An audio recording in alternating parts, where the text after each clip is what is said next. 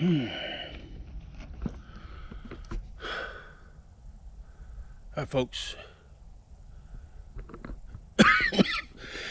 As you tell, I'm just taking a break. Found some shade by the cabin in this 81-degree temperatures. The internet is a very strange place. You probably have figured that out. I came across, I'll be as brief as I can. I came across this community of people who believe that the earth is flat. They call themselves flatters. I guess people like me would be rounders. And they're very critical of anyone who objects to their lack of science, I should say. I have a bachelor's degree. I entered school as an engineering major. I studied advanced calculus, physics.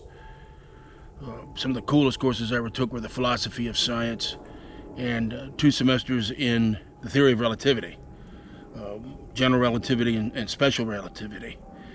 And what we know about space now, which was a theory over a century ago, we talk about Einstein's general theory of relativity. The fabric of space is not an empty void. The fabric of space is time. And a large mass like Earth fills that fabric of time and warps it. And this is where gravity comes in, because it creates, to put it in layman's term, like a submarine would push out the water that surrounds the hull, in which the water would be trying to crush back into it. What it creates is a time warp. And Newton could not understand what gravity was. The apple supposedly donked him on the head, but he didn't know why it fell. He said there was some force compelling the apple to fall. Well, we know that that force is time. When you drop something like this, if it fell, you are watching an object move through a space warp, being pulled to the equilibrium of its own natural time element. That's it.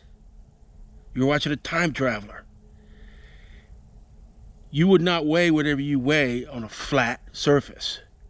It's only because of the giant sphere of the Earth, which creates the, for lack of a better word, I don't even like the word, it's not even gravity. It's warped time-space. Well, I put this on a video, and someone, probably a flat earther, left a comment. He said, "Oh, so you watched a couple of videos about Einstein, think you know everything." Well, first of all, I've done a lot more than look at a couple of videos. And 2, I don't know everything.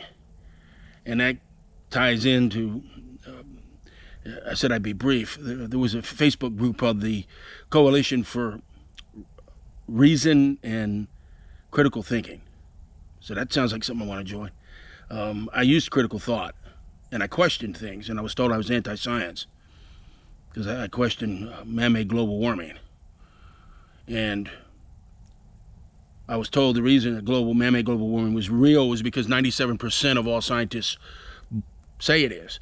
Well, that's a logical fallacy. That's called the fallacy of what is the word? Consensus. Fallacy of consensus. Just because 97% of people say that something doesn't mean it is.